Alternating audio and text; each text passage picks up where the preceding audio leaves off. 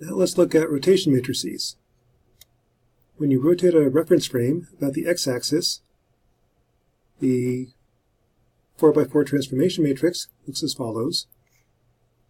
To illustrate that, I'm going to draw an arrow on the screen, that's in this array arrow, and I'll display it rotated 25 degrees about the y-axis, 45 degrees about the z-axis.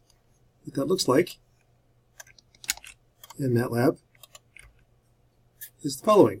Here's the arrow, x-axis, y-axis, z-axis.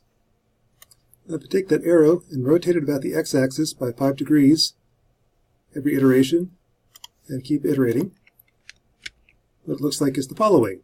This arrow is rotating clockwise about the x-axis using right-hand rule. If your thumb goes along the x-axis, this is the positive x direction. If you rotate about the y-axis, this is the transformation matrix, or the rotation matrix. If I now rotate it every 5 degrees about the y-axis, this is what it looks like. Again, x-axis, y-axis, z-axis, clockwise rotation about the y-axis.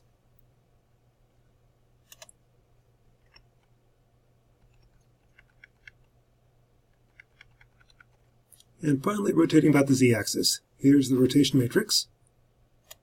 Finally, rotating about the z-axis, the vertical line, at 5 degrees every iteration, every 0.01 second.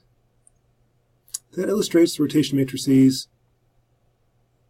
in MATLAB.